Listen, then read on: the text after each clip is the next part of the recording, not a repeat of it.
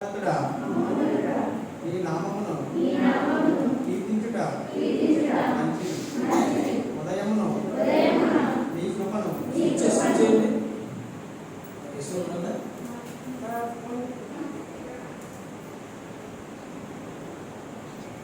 ప్రతి రాత్రి విశ్వాసత్యను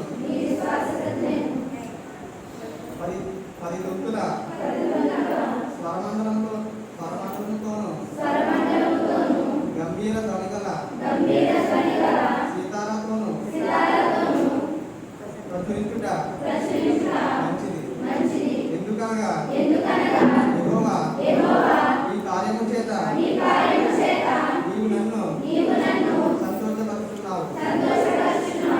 నీ చేతి పనుల బట్టి నేను ఉత్సాహించుచున్నాను.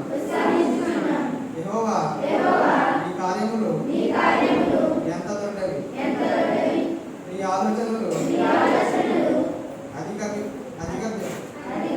గంభీరములు. పశుప్రాయులు వాటిని గ్రహింపరు, అవివేకులు వివేచింపరు. నిత్యనాశనము నొందుటకే కదా భక్తిహీనులు గడ్డి వలె చీకుచుదురు. చెడు పనులు చేయువారందరూ పుష్పించుదురు.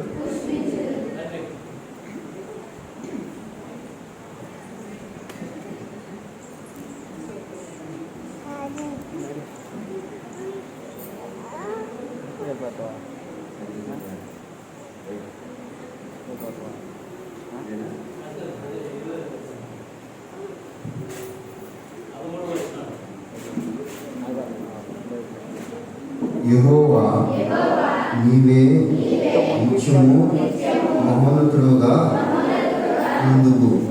నీ శత్రువులు యెహోవా నీ శత్రువులు నశించెదరు. చెడు పనులు చేయువారందరూ ఎదిరిపోదురు. గురుపోతు కొమ్ముల వలె నీవు నా కొమ్ము పైకెత్తివి. కొత్త తైలముతో నేను ఆటలాడబడినది. నా కొరకు కొంచెవారి గతి నా కన్నులు ఆశ తీరి చూసినవి. నాకు విరోధముగా లేచినందున సంభవించినది నా చెవులకు వినబడెను. నీతిమంతులు ఖర్జూర వృక్షము వలె మోవేయుదురు. లెబానోను మీద దేవదారు వృక్షము వలె వారి ఎదురుకు తెలియదు. యెహోవా మందిరములో నాటబడిన వారై వారు మన దేవుని ఆవరణంలో వర్ధిల్లుదురు. వారు దేవుడు తన పరిశుద్ధ వాక్యం దీవించునుగా. కూర్చోండి.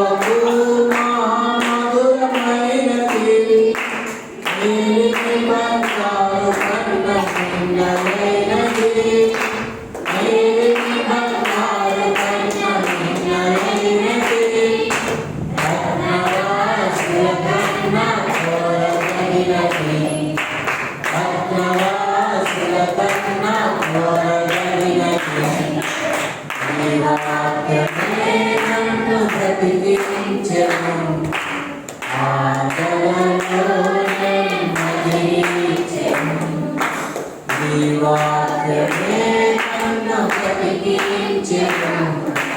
పాపలలో నెమ్మది నిలిచెను. హల్లెలూయా. మంచిదండి. మన ప్రభు అయిన యేసు క్రీస్తు వారి శుభనామంలో మీ అందరికీ వందనాలు తెలియజేస్తున్నాను. దేవునికి స్తోత్రం చెల్లిస్తున్నాను. హల్లెలూయా. దేవుడు చేసిన మేలులు, ఆయన తొలగించినటువంటి కీడులు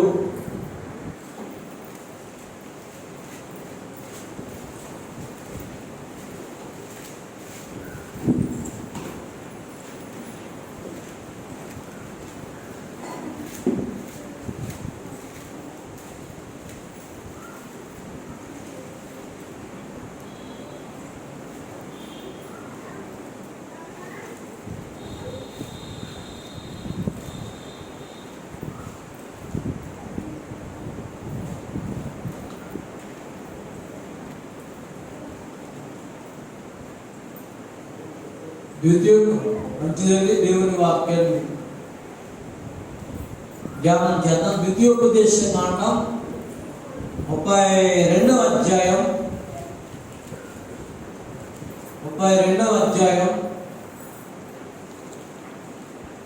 7వ వచనం 8వ వచనం చదువుతాను, జాగ్రత్తగా వినండి. 7వ వచనం 8వ వచనం. పూర్వదినములను జ్ఞాపకము చేసుకునుము, తరతరముల సంవత్సరములను తలంచుకునుము. నీ తండ్రిని అడుగుము, అతడు నీకు తెలుపును. నీ పెద్దలను అడుగుము, వారు నీతో చెప్పుదురు. మహోన్నతులకు దేవుడు జనములకు వారి స్వాస్థ్యములను విజ్ఞాపించినప్పుడు, నరజాతులను ప్రత్యేకించినప్పుడు, ఇశ్రాయేలును లెక్కపెట్టి ప్రజలకు సరిహద్దులను నియమించెను. యెహోవా వంతు ఆయన జనమే, ఆయన స్వాస్థ్య భాగము యాకోబే. చిన్ని ప్రార్థన చేసుకుందాం. కళ్ళు వంచండి, కళ్ళు మూసుకుందాం. జీవం కలిగిన మా తండ్రి గారు, మీకు వందనాలండి. మీ కుమారుడైన యేసుక్రీస్తు నామములో మిమ్మల్ని జ్ఞాపకం చేసుకోవడానికి మీరు మాకు ఇచ్చిన అనుకూలమైన సమయమును బట్టి మీకు స్తోత్రాలు. పరిశుద్ధాత్మ మీకు స్తుతులు చెల్లిస్తున్నాము స్వామి. మీ దయ, మీ కనికరములు మా మీద ఉంచి నన్ను మమ్మల్ని నడిపించమని, వాక్యమున్న భాగ్యాన్ని వివరించమని, ఆటంకాలను, అవరోధాలను, చీకటి కార్యాలను, దాని వెనుకున్నటువంటి చీకటి శక్తుల ప్రభావాన్ని దూరపరిచి, పరిశుద్ధాత్మ వాక్యపు వెలుగులో మేము వాక్యాన్ని ధ్యానించినప్పుడు మాకు నీ కృప ఇచ్చేమని, ఆటంకాలను అధిగమించి మీ వాక్యముల భాగ్యాన్ని వివరించమని యేసు నామమున ప్రార్థించి స్తుతించుతున్నాము పరమ తండ్రి, ఆమేన్. మంచిదండి. మన ప్రభు అయిన యేసు క్రీస్తు వారి శుభనామంలో మీ అందరికీ వందనాలు తెలియజేస్తున్నాను. దేవునికి స్తోత్రాలు చెల్లిస్తున్నాను. హల్లెలూయా, హల్లెలూయా. దేవుని యొక్క వాక్య భాగాలను మనం చూసినప్పుడు, వాక్యం ఉన్నటువంటి ఈ యొక్క మాటలు మనం గమనించినప్పుడు, ఈ ద్వితీయోపదేశ కాండం 32వ అధ్యాయం 7వ వచనం మనం ధ్యానం చేసినప్పుడు, పూర్వదినములను జ్ఞాపకము చేసుకునము, తరతరముల సంవత్సరములను తలంచుకునము.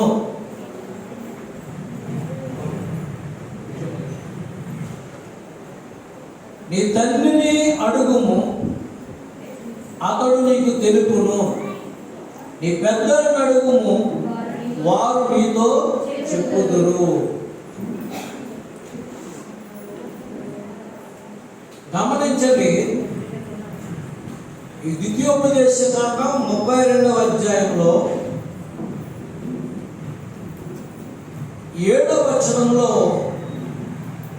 మళ్ళా నేను చెప్తున్నాను, పూర్వదినములను జ్ఞాపకం చేసుకున్నాము.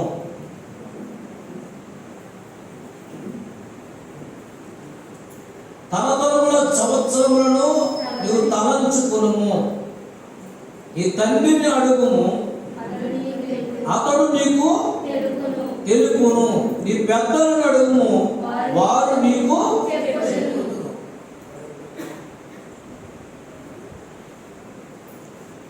మన ఆంధ్ర రాష్ట్రంలో ఉయ్యూరు అనేటువంటి ప్రాంతం ఉంది.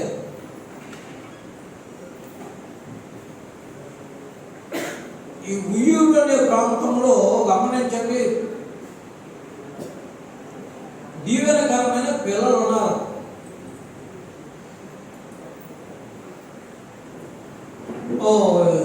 ఒక 7 సంవత్సరాల కుర్రవాడిని ఒక పాస్టర్ గారి దగ్గరికి తీసుకెళ్ళి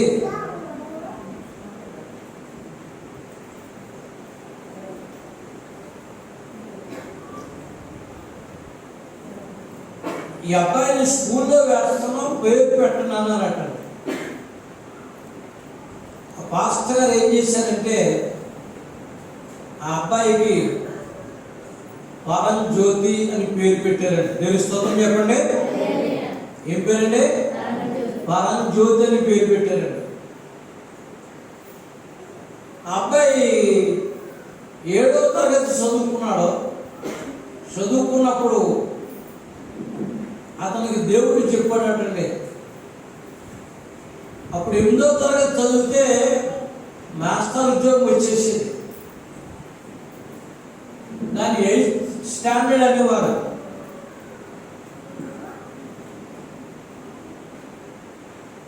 మాస్టర్ ట్రైనింగ్ పంపుదంతా తల్లిదండ్రులు అనుకుంటే నాతో మాట్లాడాడు నాన్నగారు, దేవుడు నన్ను దేవుడి సేవ చేయమన్నాడట.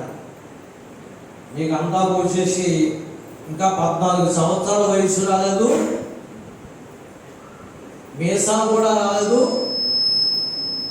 దేవుడి సేవ అంటే ఏంటో తెలుసని అడిగారు తల్లిదండ్రులు. దేవుడి సేవ అంటే దేవుడే నాకు తెలుసు అని చెప్పాడు అట్లా. దేవుని స్తోత్రం చెప్పండి. సరే ఎలా చేస్తామని చెప్తే దేవుడి మీద ఆధారపడి చేస్తామని చెప్పాడు అట్లా. 18వ ఏట అన్ని ఆలోచించి ఎస్తేరమ్మ గారు అన్న ఒక అమ్మాయిని వెతికి ప్రార్థన చేసి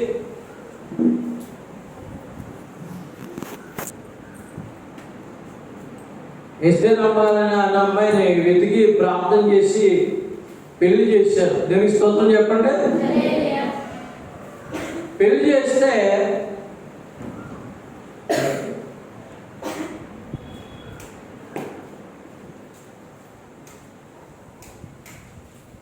ఆ అమ్మాయితో చెప్పాడంట, పెళ్లి కూతురుతో, మనం దేవుడు సేవకు పిలుస్తున్నాడు, మన మెరగని ప్రాంతం వెళ్ళాలి అన్నాడట.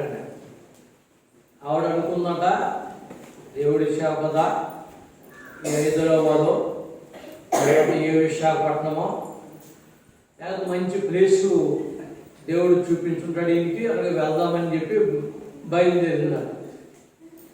తీరా గమనించని నరసాపురం వచ్చి పంటెక్కి, ఆ రోజుల్లో ఈ బ్రిడ్జి కానీ ఆ బ్రిడ్జి కానీ ఈ గన్నవరం బ్రిడ్జిలు కానీ ఏమీ లేని రోజుల్లో అవతలకు వచ్చి అంతర్వేది అనేటువంటి ప్రాంతంలో అక్కడ దేవుడు సేవ చేయమన్నాడని చెప్పి దేవుడు అతను చెప్తే అప్పుడు అక్కడ నక్సలైట్లు ఉండేవారట. వింటున్నారు జాగ్రత్తగానే. ఈ రోడ్లు లేవు, వెళ్ళాలంటే రావాలంటే కారులో బ్రిడ్జి మించి లాంచీ మీద వెళ్ళడం రావడం, పడవ మీద వెళ్ళడం రావడం, ఇలాంటి పరిస్థితులు కూడా ఉన్నప్పుడు వాళ్ళు గమనించండి, వాళ్ళు ఏం చేశారంటే దేవుని సేవకు అంతర్వేది ప్రాంతం అనేటువంటి ప్రాంతం వెళ్ళి, అంతర్వేది అంటే మీకు అర్థం అవడానికి చెప్తున్నాను, గోదావరి సముద్రం కలిసే చోటు.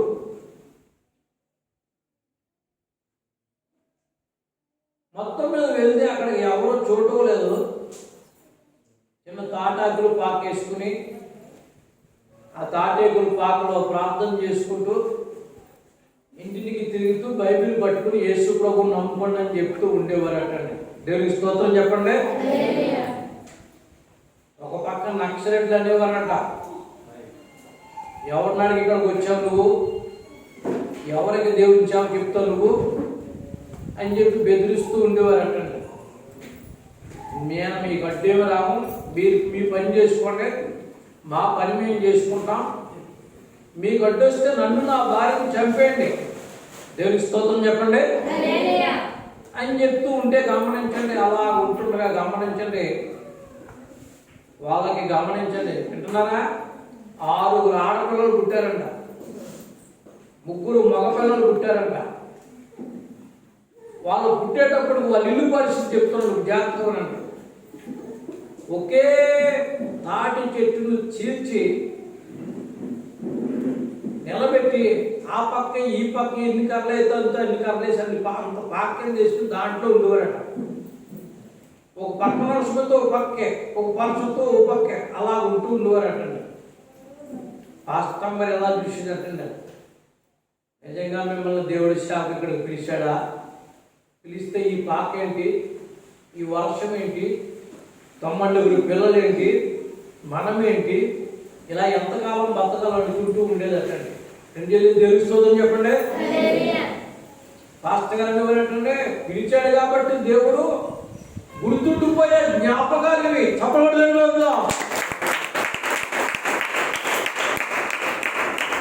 గుర్తుండిపోయే జ్ఞాపకాలు ఇవి. ఆయన పోషిస్తాడు, ఆయన తలగా చేస్తాడు, ఆయన దీవెనకరంగా మన కుటుంబాన్ని, మన బిడ్డను ప్రపంచమంతా చూపిస్తాడు. ప్రపంచమంతా చూపిస్తారంటే ఈవిడికి పాపం వచ్చిందట, నవ్వు వచ్చిందట. ఇప్పుడు ఉంటాకి ఇల్లు లేదు కానీ, తింటాకి తిండి లేదు కానీ, పట్టుకోవడానికి బట్టలేదు కానీ, ఓ పక్క పడుకుంటూ పక్క తలుచుకోవాలి కానీ ప్రపంచమంతా దేవుడు చూపిస్తాడని చెప్పి కొంచెం కోపంగానే గమనించండి. పిల్లల గురించి బాధపడుతూ తల్లి ఏం చేసినట్ట పాస్టర్ గారితో నడుస్తుండేది అంటండి. దేవునికి స్తోత్రం చెప్పండి. ఒక రోజు వచ్చింది, గమనించండి, అందరికీ పెళ్లి చేశారు. చెప్పకూడదు, తెలియదమ్మా. ముందు పెద్ద కూతుర్ని గమనించండి, నర్సాపురంలో లేసులు వ్యాపారం చేసేటువంటి ఒక ధనవంతుడికి పెళ్లి చేశారు. సరాసరి ఆ ధనవంతుడు ఏం చేశాడంటే కోడలు తీసుకుని అమెరికా తీసుకుపోయాడు.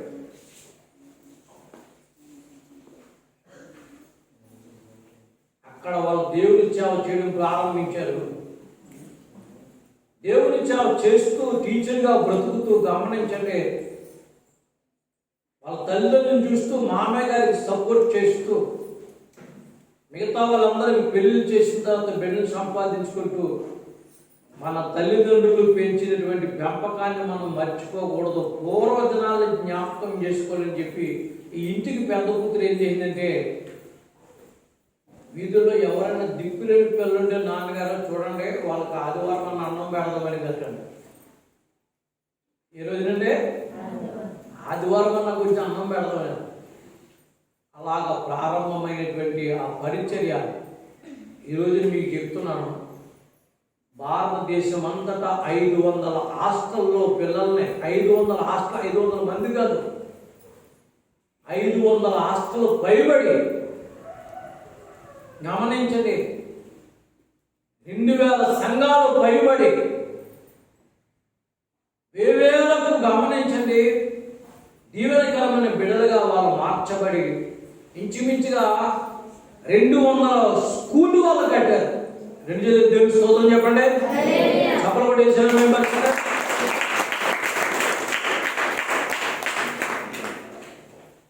వాళ్ళే గమనించండి, అమలాపురంలో మన్నా మినిస్ట్రీస్ అని, అంతర్వేదిపాలెంలో గమనించండి పెంతుకోస్తు సంఘం అని, హైదరాబాద్లో రాక్ చర్చ్ మినిస్ట్రీస్ అని, రాజమండ్రిలో రాక్ చర్చ్ ఇంటర్నేషనల్ మినిస్ట్రీస్ అని, ఇలాగ పెద్ద మినిస్ట్రీలన్నీ కూడా వాళ్ళలోంచే పుట్టాయి. నేను కూడా వాళ్ళలోంచే వచ్చాను.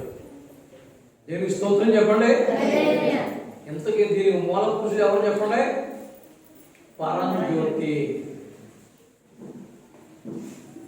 ఆ పిల్లల జీవితాలను తలంచుకుంటే, పూర్వజనాలను జ్ఞాపకం చేసుకుంటే, వాళ్ళ చిన్న తాటేకుల ఇల్లు, ఓ పక్క తడిస్తే ఓ పక్కకు వచ్చి నిద్రపోయేవారు, నాన్న దగ్గర తడిస్తే అమ్మ దగ్గరికి వెళ్ళేవారు, అమ్మ తింటూ మానేసి నాన్న పిల్లలు పెట్టేది, నాన్న తింటూ మానేసి పిల్లలు పెట్టేవాడు.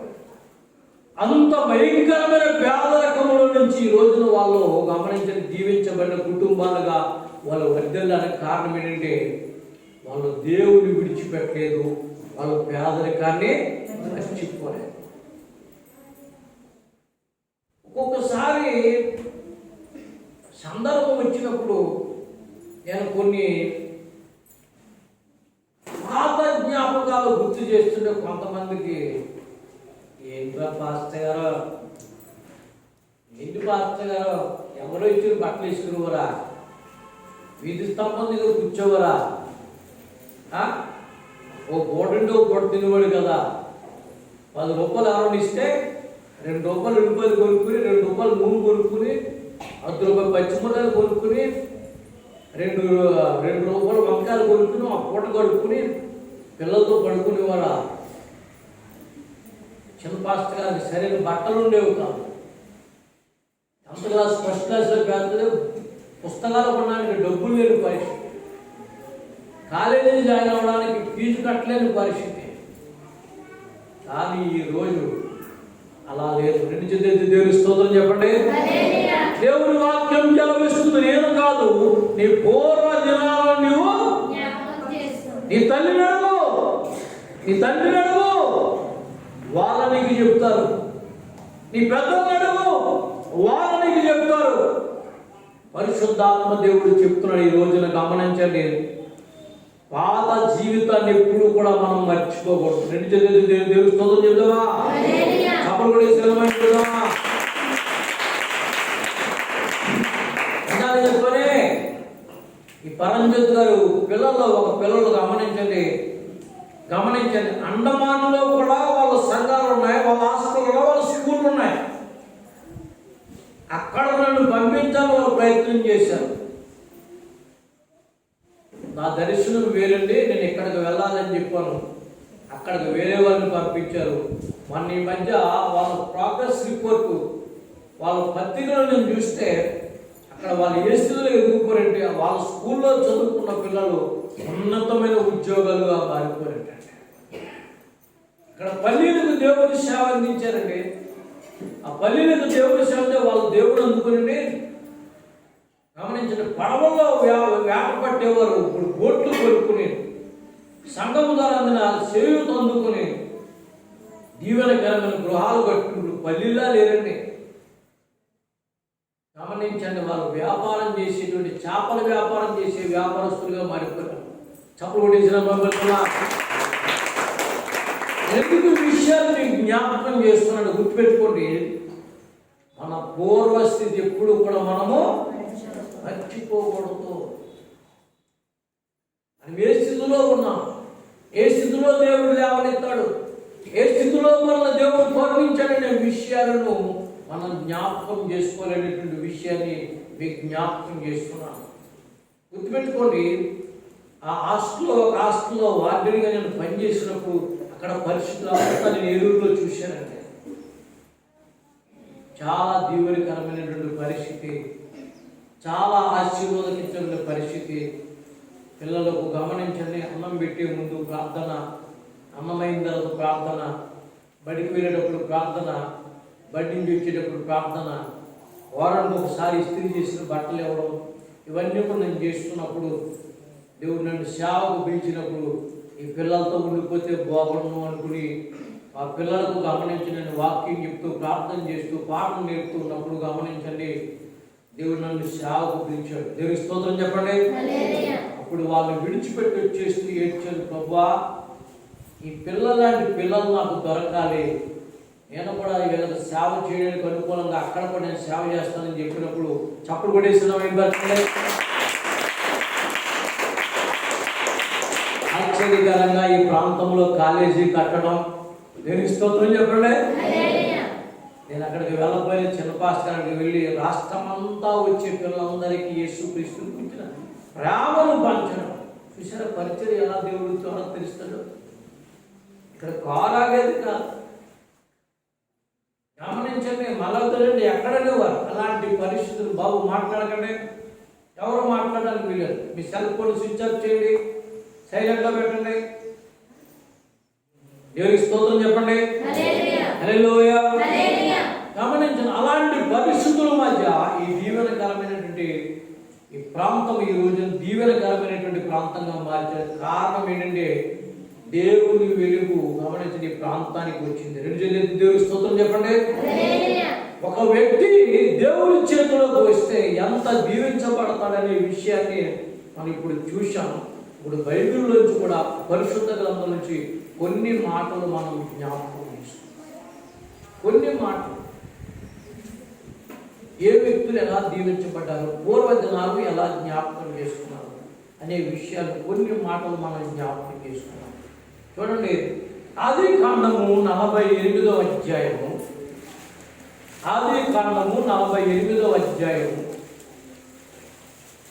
ఆదికాండము 48వ అధ్యాయము.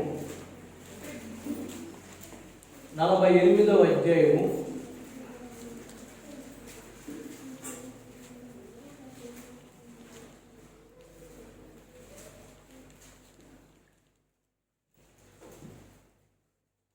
ఆ సంగతులైన తరువాత ఇదిగో నీ తండ్రి కాయలుగా ఉన్నాడని ఒకడు యోసేపుతో చెప్పెను. అప్పుడు అతను మనష్షే ఎఫ్రాయిములను తన ఇద్దరు కుమారులను వెంట పెట్టుకుని పోగా, ఇదిగో నీ కుమారుడైన యోసేపు నీ యొద్దకు వచ్చుచున్నాడని యాకోబునకు తెలుపబడెను. అంతటా ఇశ్రాయేలు బలము తెచ్చుకుని తన మంచం మీద కూర్చుండెను.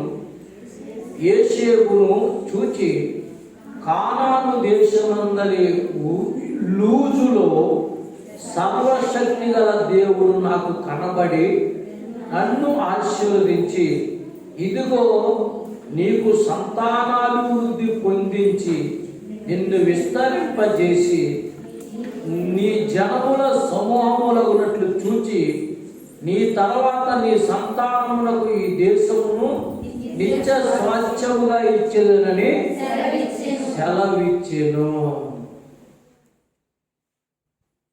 యోసేపు ఐగుప్తులో ప్రధాని అయ్యాడు. కానాను దేశానికి ఇశ్రాయేలు ప్రజలకు అందరికీ ఆహారం పెడుతున్నాడు. చచ్చిపోయాడు అనుకున్న అన్నలు మళ్ళా నీ తమ్ముడు నీ కొడుకు బ్రతికాడని చెప్పి యాకోబునకు వర్తమానం తెస్తే ఆశ్చర్యపోయాడు.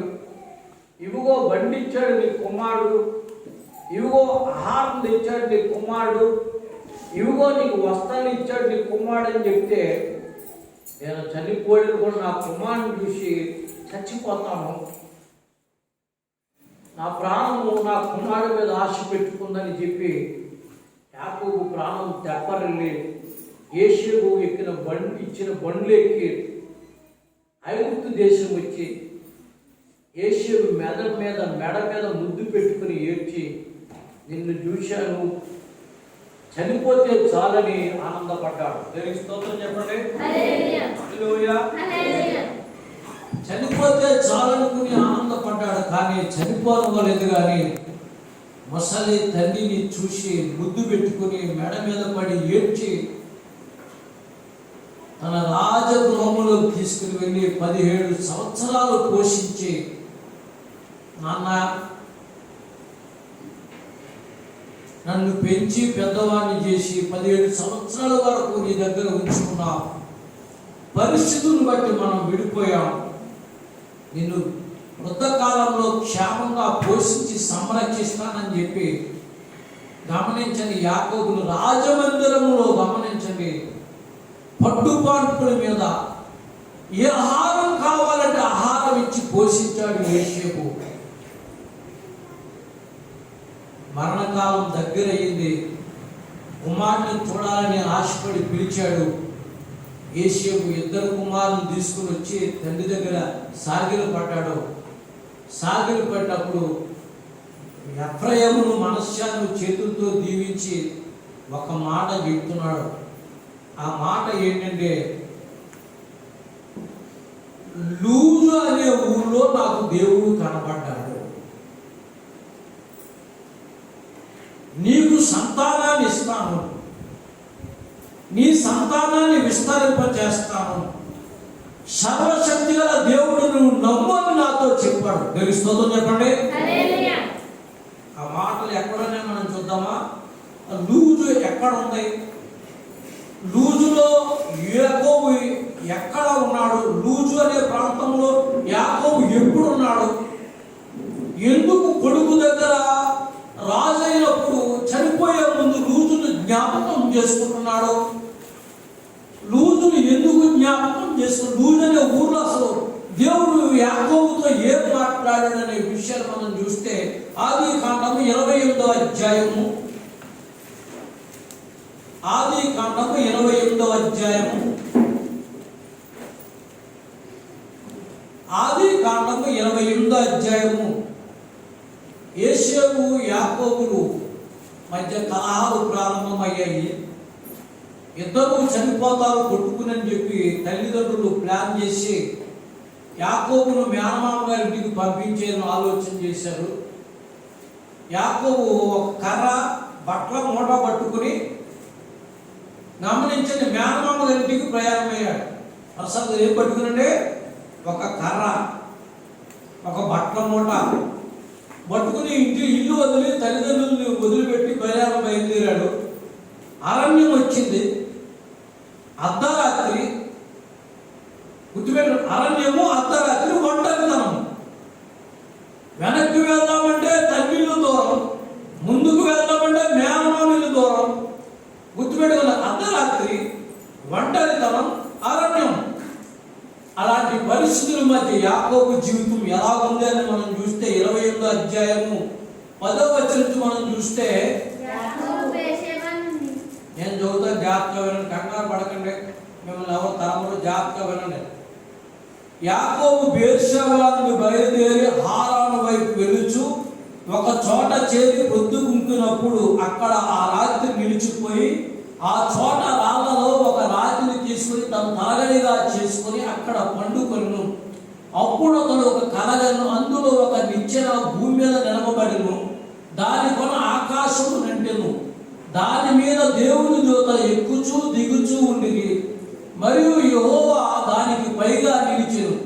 నేను నీ తండ్రి అబ్రహాము దేవుడును ఇస్సాకు దేవుడైన యెహోవాను, నీవు పండుకున్న ఈ భూమిని నీకు సంతానముగా ఇచ్చేదును. నీ సంతానము భూమి మీద ఈ లెక్కకు ఇసుక రేణువుల కంటే ఎక్కువగును. నీవు పడమట తట్టును, తూర్పు తట్టును, ఉత్తర తట్టును, దక్షిణ తట్టును వ్యాపించదు. భూమి యొక్క వంశములన్నీ నీ మూలముగా, నీ సంతాన మూలముగా ఆశీర్వదించబడు. నేను నీకు తోడయుండి నీ వెళ్ళు ప్రతి స్థలములో నిన్ను కాపాడుచు ఈ దేశములకు నిన్ను మరలా రప్పించదు. నేను నీతో చెప్పినది నెరవేరు వరకు నిన్ను విడువని చెప్పగా యాకోబు నిద్ర తెలిసి నిత్యముగా యెహోవా ఈ స్థలమందున్నాడు, అది నాకు తెలియకపోయాను అనుకొని భయపడి, ఈ స్థలము ఎంతో భయంకరము, ఇది దేవుని మందిరమే గాని వేరొకటి కాదు, పరలోక గమనని అనుకొను. తెల్లవారినప్పుడు యాకోబు లేచి తాను తలగడిగా చేసుకున్న రాయిని తీసి స్తంభముగా నిలిపి దాని కొన మీద నుండి పోసాడు. మరియు అక్కడ ఆ స్థలములకు బేతెలని పేరు పెట్టిను.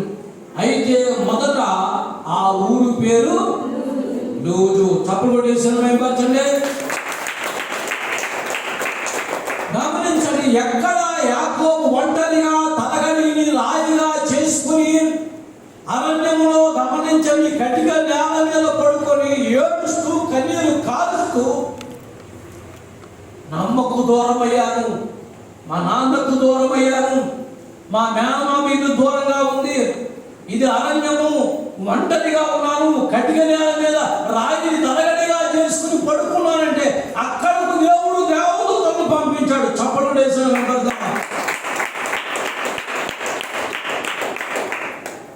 నేను నీ తండ్రి అబ్రహాము దేవుడును ఇస్సాకు దేవుడును, నీవు పండుకున్న ఈ స్థలము నీ పిల్లలందరికీ ఇస్తాను. నీవు భూమి మీద దీర్ఘాయుష్మంతులు అవుతావు, నీ వంశము వాళ్ళు భూమి యొక్క సమస్త దేశాల మీద ఆశీర్వదించబడిన వారిగా ఉంటారు. నువ్వు తూర్పు తట్టుకు, పడమర తట్టుకు, ఉత్తర తట్టుకు, దక్షిణ తట్టుకు వ్యాపి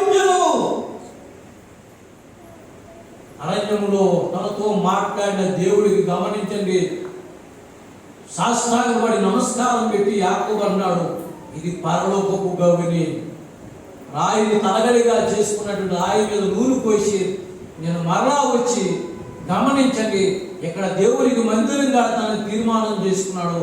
ఆ ఊరు పేరే లూజు. గుర్తుపెట్టుకోండి, ఒంటరిగా తలగలిని లేనటువంటి వాడు, రాయిని తలగలిగా చేసుకున్నవాడు చివరి కాలంలో రాజమందిరంలో ఉన్నాడు. దేవుని ఆశీర్వాదం కావాలంటే గుర్తుపెట్టుకోండి, నీతో మాట్లాడిన దేవుని మాటలు నీవు చివరి వరకు వింటూ ఉండాలి. నీతో మాట్లాడిన దేవుని మాటలు నువ్వు చివరి వరకు వింటూ ఉండాలి. చివరి వరకు దేవునితో నువ్వు నడుస్తూ దేవుడిని వెంబడించాలి. చప్పడేసిన వెంబడతాం.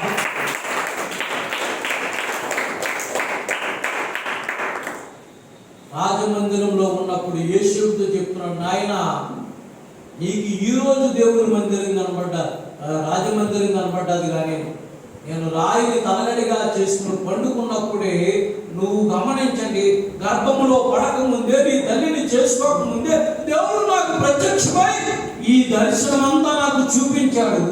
ఇది నీవు అనుభవిస్తున్నావు, ఆయన కళలో చూస్తున్నాను.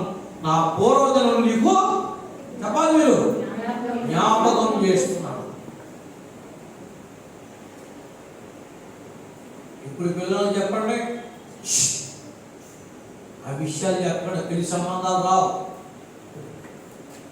మీ తాత ఎలాంటి మమ్మల్ని అంటారో, మీ నాయన ఎలాంటి మమ్మల్ని అంటారో, ఆ విషయాలు ఎక్కడ చెప్పొద్దు. ప్రియమైన పిల్లల గుర్తుపెట్టుకోండి, దేవుడు చేసిన ఉపకారాలు మనం విన్నప్పుడు కూడా చెప్పాలి, మర్చిపోకూడదు. ఎప్పుడు పిల్లలకు కథలుగా చెప్పాలి. ఆశీర్వాదాన్ని పోగొట్టుకోకుండా వాళ్ళకు ఉగ్గుపాలతో గత జ్ఞాపకాలను గమనించండి, మనం గుర్తుకు చేస్తూ ఉండాలి. యాకోబు చనిపోయే ముందు యేసేపుతో చెప్తున్నాడు, ఈ రాజమందిరం అంతా ఈ రోజును చూస్తున్నావు నువ్వు, కానీ నేను రాయిని తలగడిగా చేసుకున్నప్పుడే దేవుడు నాతో మాట్లాడిన మాటలను బట్టి నేను తెలుసుకున్నాను. దేవునికి స్తోత్రం చెప్పండి. గుర్తుపెట్టుకోండి, మళ్ళా నేను జ్ఞాపకం చేసి, ఏ రోజు దేవుడు నాకు విశాఖపట్నంలో దర్శనం ఇచ్చాడో ఆ రోజే ఈ దీవులన్నీ దేవుళ్ళని నేను తెలుసుకున్నాను. తప్పుడు వేసిన ఎందుకని గమనించండి, ఎవరు ఎన్ని మాటలు అన్నా అవి ఆ పక్కనే విన్నాను కానీ దేవుని పక్కనకు రానవ్వలేదు. గమనించిన ధైర్యంతో విశ్వాసంతో ముందుకు సాగుతూ వచ్చారు. గుర్తుపెట్టుకోండి, మీ జీవితంలో దేవుని మాటలను మీరు జ్ఞాపకం, ఎక్కడ ఉన్నా మీరు దేవుని జ్ఞాపకం చేయండి. తండ్రిని జ్ఞాపకం చేసుకోండి, తల్లిని జ్ఞాపకం చేసుకోండి, అత్తని జ్ఞాపకం చేసుకోండి, మామయ్యని జ్ఞాపకం చేసుకోండి. వారిని అడగండి, వారిని దేవుడు ఎలా దీవించాడు, వారు మీకు చెబుతారు దేవుడు మమ్మల్ని ఎలా దీవించాడు. దేవుడి స్తోత్రం చెప్పండి. అది మీరు మీ పిల్లలకు చెప్పండి, అది మీ పిల్లలకు చెప్పండి. వాళ్ళు ఎప్పుడు కూడా దారి తప్పదు. దేవుడి స్తోత్రం చెప్పండి. హల్లెలూయా. ఒకసారి గమనించండి, ఒక హత్య చేశాడు మోషే. ఎవరు చూడలేదని చెప్పి అరణ్యంలోకి వెళ్ళిపోడు, పెళ్లి చేసుకున్నాడు, 40 సంవత్సరాలు ఉన్నాడు, మందలు కాస్తున్నాడు. రాజకుమారుడుగా పెరుగోడు మందలు కాస్తున్నాడు. మందలు కాస్తూ అరణ్యంలో ఉండి గమనించండి, పట్టుపాట్లు పడుకున్నవాడు అరణ్యంలో ఉండి గచ్చపొదలో నడుస్తూ, మేకలు మేపుతూ, గొర్రెలు మేస్తూ, 7 ఆడపిల్ల ఇంట్లో మొదలమ్మాయిని పెళ్లి చేసుకుని జీవిస్తున్నాడు. అన్న దేవుడు మర్చిపోయి, అమ్మ మర్చిపోయి, నాన్న మర్చిపోయి చెప్పి గమనించండి అనుకుంటుంటే, గమనించండి ఒక రోజున మోషే అన్నాడు దేవుడు. ఈ బాబు ఎక్కడ కూడా నన్ను దేవుడు మర్చిపోలేదు అనుకున్నాడు. మళ్ళీ ఇంకో మాట అన్నాడు, నేను నీ తండ్రి దేవుడును. దేవుని స్తోత్రం చెప్పండి. అంతమా నిర్గమాకాండం 3వ అధ్యాయం, నిర్గమాకాండం 3వ అధ్యాయం చెప్పండి. 6వ వచనం. మరియు ఆయన నేను నీ తండ్రి దేవుడును, అబ్రహాము దేవుడును, ఇస్సాకు దేవుడును, యాకోబు దేవుడునని చెప్పగా దేవుని స్తోత్రం చెప్పండి. మనం మర్చిపోవచ్చేమో కానీ దేవుడు మనల్ని మాత్రం మర్చిపోడు. ఓ తల్లి కన్నను, ఓ తల్లి కన్నను ప్రేమించు దేవుడు, క్షమించు దేవుడు. ఓ తల్లి కన్నను, ఓ తల్లి కన్నను ప్రేమించు దేవుడు, క్షమించు దేవుడు.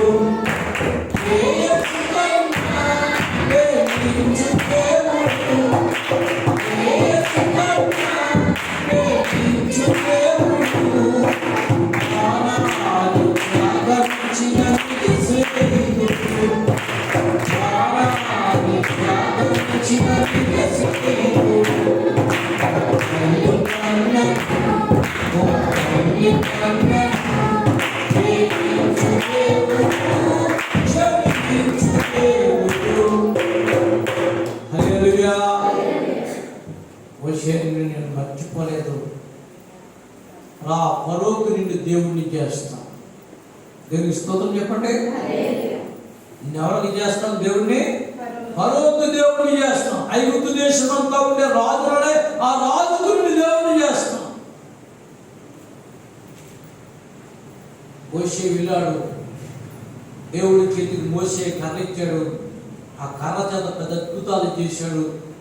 కర్ర చేతితో పట్టుకున్నప్పుడు ఎర్ర సముద్రం జీలిపోయింది. దేవుని స్తోత్రం చెప్పండి. బండను పట్టుకున్నప్పుడు గమనించండి, బండను కొట్టినప్పుడు నీళ్ళు వచ్చాయండి. చేతులు ఎత్తినప్పుడు శత్రువులు ఓడిపోయారండి. చేతులు ఎత్తి ప్రార్థన చేస్తే ఆకాశం మన్నా కూర్చుందండి. దేవుని స్తోత్రం చెప్పండి. అద్భుతాలు జరిగాయి దేవుని చేతులకు వస్తాయి. పూర్వ దినాలను జ్ఞాపకం చేసుకున్నాడు. దేవుని వైపు తిరిగితే నిరాకారమున నీ జీవితంలో అరణ్యంలో ఉన్న దేవుడిని జ్ఞాపకం చేసుకుంటాడు. నువ్వు ఒంటరిగా దేవుడిని జ్ఞాపకం చేసుకుంటాడు. నేను అంటాను, నువ్వు ఎంత ఒంటరివాడివైనా నిన్ను జ్ఞాపకం చేసుకుంటాడు. నీ తల్లిదండ్రుల ప్రార్థన మాత్రం దేవుడు విడిచిపెట్టాడు. దేవుని స్తోత్రం చెప్పండి. హల్లెలూయా. భక్తుడిని యేసన్ గారికి లేఖలా ఉంటాడంటే యేసన్ గారికి చాలా మందికి తెలుసు. యూదురుడైన పాట రాసిన యేసన్ గారు లేఖలాగా పుట్టాడటండి. లేఖలాగా పుట్టి ఎందుకు ఒంటరిగా చూడంటే ఒక అబ్బాయిని మేడం తీసుకెళ్ళి కింద చూడండి, కింద దిగి కొట్టి చూడట. డింకు తాగా బాగుంటుందని చెప్పి కింద తాగి చూడండి. గమనించండి, వెళ్ళే వాళ్ళు వచ్చే వాళ్ళు గడ్డించి కొట్టుబడాడు. ఇలాంటి తొంటర పనులు చేస్తుంటే నువ్వు బతకూడదని చెప్పి తల్లి మేడ మీద పారేసి తొక్కేసి పొయ్యిలో జగ్గుమడు తీసి తొడ మీద కాల్చేసింది. ఆ దెబ్బతో యేసన్ గారికి మత్తిపోయి రక్తం కప్పుకుంటూ వీధుల్లో తిరుగుతుంటుంటే ఎవరో పట్టించుకోకుండా ఉంటుంటే తినడానికి తిండి లేక, పట్టుకోవడానికి బట్టలు లేక, ఉండడానికి నివాసం లేక తల్లి కొట్టిన దెబ్బలకు ఇంట్లోంచి వెళ్ళిపోయి వీధుల్లో పిచ్చుకులా ఉంటూ ఎవరన్నా పడేసి ఇంగిలి మెరుగు తింటూ ఏడుస్తూ ఉంటుంటే ఒక రోజున ఒక మేస్టర్ అరుగు మీద గమనించండి ప్రార్థన పెట్టుకుంటుంటే ఆ ప్రార్థన చిన్నప్పుడు ఏదో అమ్మ చెప్తుంది. అరుగు మీద కూర్చున్న మేస్టర్ దగ్గరికి వెళ్ళి కూర్చుంటే ఆ మాస్టర్ కట్టండి ఆ పిచ్చి కుక్కలా ఉన్నటువంటి యేసన్ గారి గురించి దర్శనం చూపించాడు దేవుడు. దేవుని స్తోత్రం చెప్పండి. జల ప్రవాహం అంత విస్తారమైన పంటలు పండేటువంటి జనాంగానికి స్వార్థ పంటలు జరుగుతున్నాడు. నువ్వెవరు? నేనంటే చెప్పి భక్తులు వేసుకుంటూ వెళ్ళిపోతుంటే ఆకాశంలో యేసుప్రభువు శిలువ దర్శనం చూపించి ఈ రోజు నిన్ను స్వస్థపరుస్తున్నాను. దేవుని స్తోత్రం చెప్పండి. ఈ తొంటర పనులన్నీ మానేసి, నువ్వు కక్కే రక్తమంతా మానేసి నువ్వు బైబిల్ పట్టుకుని దేవుని సేవ చేయంటే గమనించండి, 233 దేశాల్లో 200 దేశాలు తిరిగి యేసుక్రీస్తు సువార్తను ప్రకటించి 38 లక్షల మందికి బాప్తిసం ఇచ్చారు. దేవుని స్తోత్రం చెప్పండి. ఆశ్చర్యకరమైన పాటలు రాసి ప్రపంచానికి దేవుని వైపుకి తిప్పిన తొంటరోడే యేసన్న గారు దేవుని సేవకుడు. దేవుని స్తోత్రం చెప్పండి. ఎవరిని ఆయన మర్చిపోయే దేవుడు అంటాడు. మన పూర్వజనాలు జ్ఞాపకం చేసుకుంటూ ఎంగిలి వెతుకెళ్తున్నాను.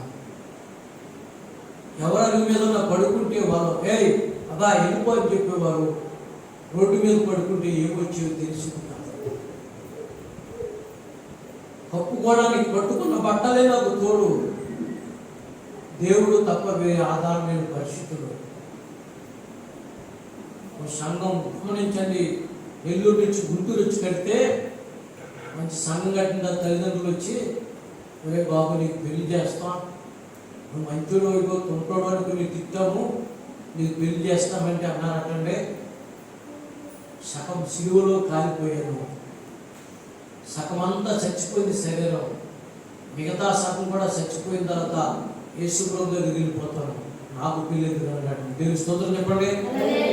జీవితాంతం పెళ్లి చేసుకోకుండా చెప్పండి 38 లక్షల మందికి బాప్తిస్మం ఇచ్చాడు. దేవుడు నిన్ను మర్చిపోవడానికి ఆయన అన్యాయస్తుడు కాడు. ఈరోజు పరిశుద్ధాత్మ దేవుడు నీతో మాట్లాడుతున్న మాట ఏంటంటే, ఆయన చెప్తున్న మాట ఏంటంటే, పూర్వదినాలు మనం జ్ఞాపకం చేసుకోవాలి.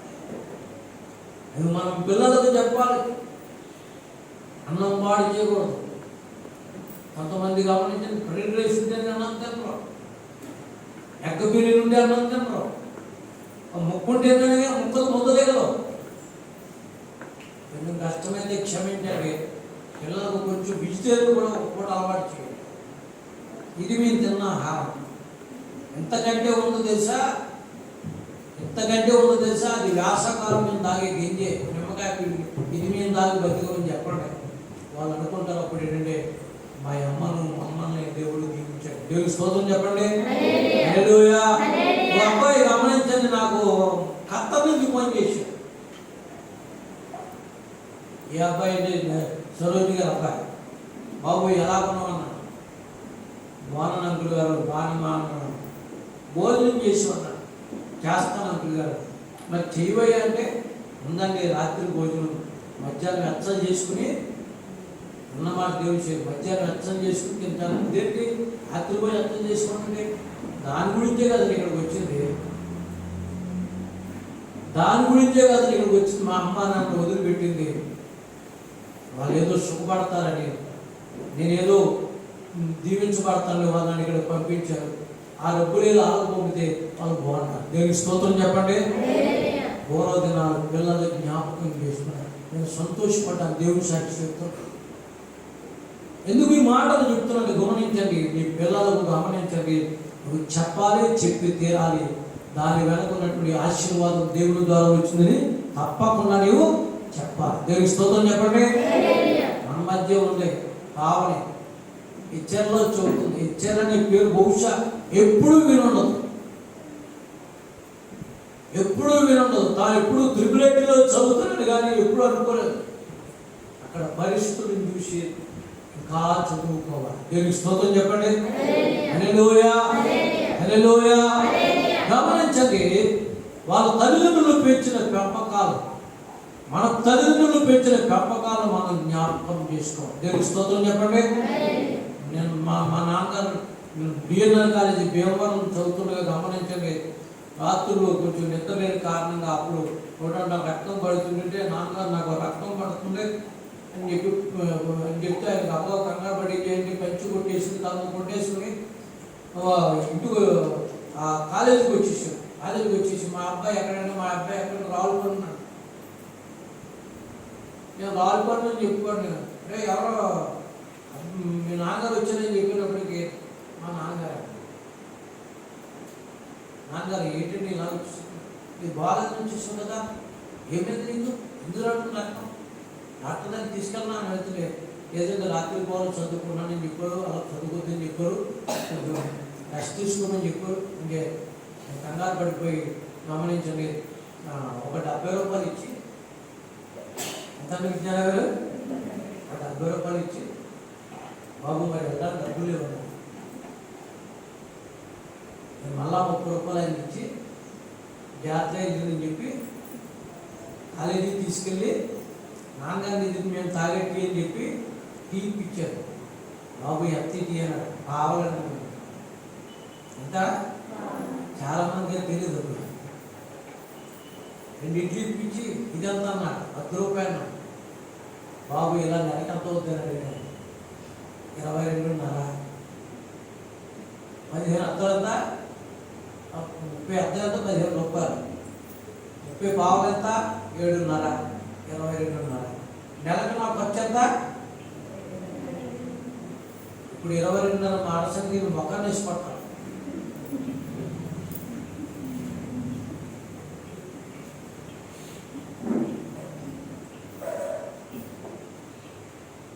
గమనించండి, చాలా జాగ్రత్తగా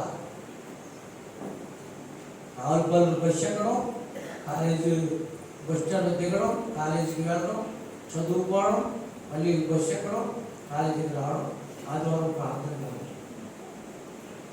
ఈ ప్రార్థనకి వెళ్ళినప్పుడు గమనించండి, ఈ టైంకి ప్రార్థన అయిపోయేది, ఈ టైంకి భోజనం కూడా అయిపోయేది. వాటిని ఎలా హాస్టల్ అయిపోతారా? వేడి భోజనం తినకుండా సల్లారిపోయింది, ఆకరణ మాడుతుంటారా? ఎందుకురా అంత బాధ? ఏదండి, ఎప్పుడు మాడు పెట్టలేదు దేవుడు. దేనికి స్తోత్రం చెప్పండి. హల్లెలూయా. ఆ మాటలు ఇప్పుడు నాకు గుర్తొస్తుంటుంటే, నా పిల్లలకి చెప్తుంటే ఆశ్చర్యం అనిపిస్తుంది. ఎక్కడ 22.5? ఒక్క పూటకి సరిపోతుంది, ఒక్క పూటకి. అంత గమనించండి. మీరు పుట్టలేని విషయం ఒకటి చెప్తాను. మల్లేశ్వరం గడ్డిపడ్డారు, గోదావరి తెగిపోయింది. ఎవరికి దీంట్లో చాలా మంది పుట్టరు. అక్కడ చంద్రబాబు నాయుడు వచ్చారు. వస్తే దేవునికి స్తోత్రం చెప్పండి. చంద్రబాబు నాయుడు వస్తే మట్టి కప్పులు మొత్తం ఉన్నాయి. ఊరిపడికి వెళ్ళాను. నమ్ముతారు ఎవరైనా? ఇప్పుడు గంపం ఏమన్నాం అనుకోండి, ఎవరన్నా ఎందుకు మీకు గోడ దొరకదా? మాస్టర్ చచ్చినట్టు లేదు సార్, అప్పటి చెప్తుంటా చచ్చిగా కనబడతారు, పని చెప్తాడు మాస్టర్. దేవుడికి స్తోత్రం. హల్లెలూయా. నా యవన కాలాన్ని ప్రభువుకి ఇచ్చాను, నా చదువు ప్రభువుకి ఇచ్చాను, నా జీవితం అంతా ప్రభువుకి ఇచ్చాను. దేవుడికి స్తోత్రం చెప్పండి. దేవుడు మాత్రం ఎప్పుడు వదిలిపెట్టాడు. ఎందుకు ఈ విషయాన్ని మీరు జ్ఞాపకం చేసుకుంటే, రాజైనటువంటి కొడుకుతో యేషూకు చెప్తున్నాడు, ఇవన్నీ కూడా దేవుడు నాకు, నువ్వు తల్లి గర్భంలో లేక మునిపే నీ తల్లిని చేసుకోక ముందే, నేను నాకు పెళ్లి కాకముందే దేవుడు నాకు చూపించాడు. దేవునికి స్తోత్రం చెప్పండి. హల్లెలూయా. పరిశుద్ధాత్మ దేవుడు నీతో మాట్లాడుతున్న మాటలు ఈరోజు నీ జీవితం అంతా గుర్తుండాలి. నీ పిల్లలకు పాఠాలుగా చెప్పాలి. ఆశీర్వాదం అనేది మనిషి చేతిలో కాదు, దేవుని చేతిలో ఉంది. ఆయన నీకు చూపిస్తానని చెప్పాలి. దేవునికి స్తోత్రం చెప్పండి. మరో మాట చెప్తాను, నీకు చెప్పడం ఇంత టైం అయిపోయింది. దేవునికి స్తోత్రం చెప్పండి. మొదటి రాజుల గ్రంథం 2వ అధ్యాయం. మొదటి రాజుల గ్రంథం 2వ అధ్యాయం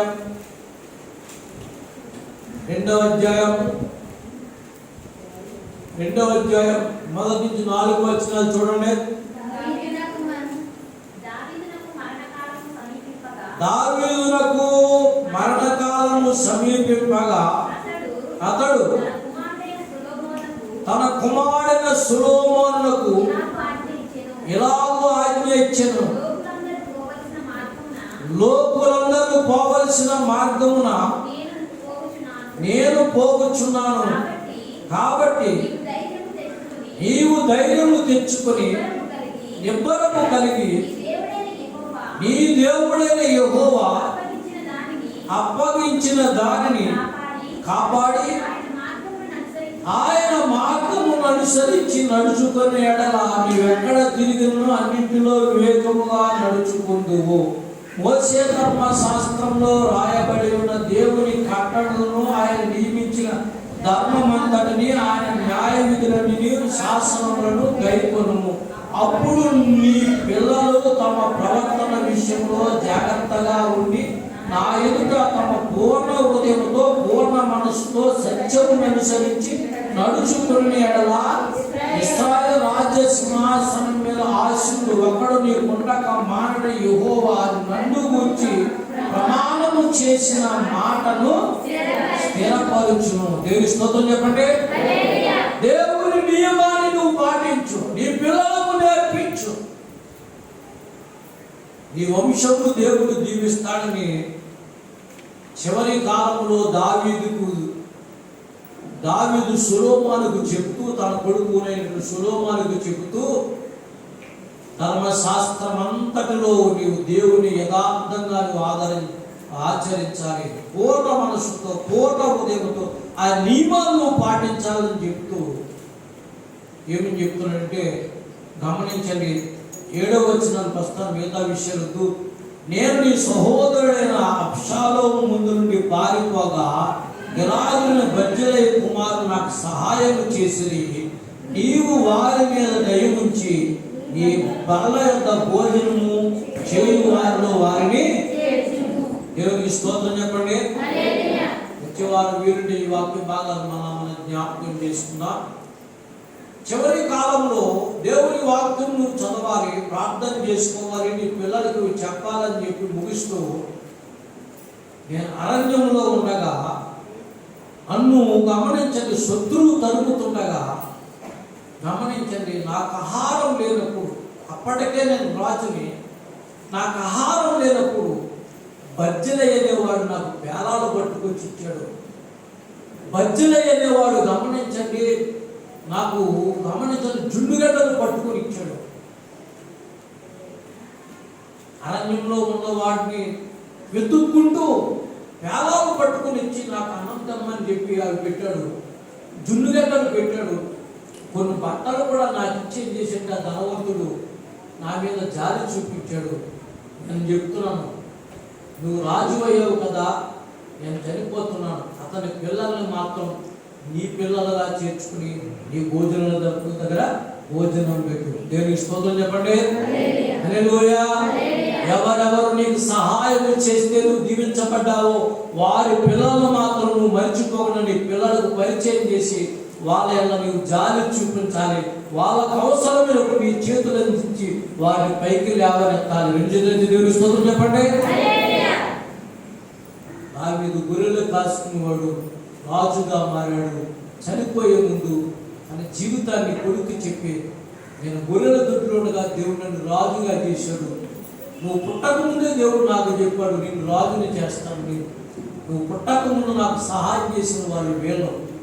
నేను ఎలా ఉన్నాను తెలుసా, అరణ్యంలో ఉండగా ఏం తింటగలిగి నాకు పేలాలు కూడా. దేవునికి స్తోత్రం చెప్పండి. దేవుని బిడ్డలారా గమనించండి, గత జ్ఞాపకాలు తీపి గుర్తులు జీవితాల్లో ఆశీర్వదించబడ్డ గడియలు మనం గుర్తు చేసుకుని ఏంటంటే మన పిల్లలతో చెప్తూ ముందుకు సాగిపోవాలి. దేవుని చిత్తమైతే వచ్చే వారం మరికొన్ని విషయాలు నేర్చుకుందాం. దేవుడి కొద్ది మాటలు దీవించి ఆశీర్వదించును గాక. ప్రార్థన చేసుకుందాం. తల వంచండి, కళ్ళు మూసుకుని అలాగే కూర్చోండి. కింది ప్రార్థన. జీవం కలిగిన మా తండ్రి గారు, మీకు వందనాలు. ఈ వాక్య భాగాన్ని మీరు దీవించండి. వాక్యం విని దాని ప్రకారం నడుచుకునే భాగ్యాన్ని మాకు దయచేయండి.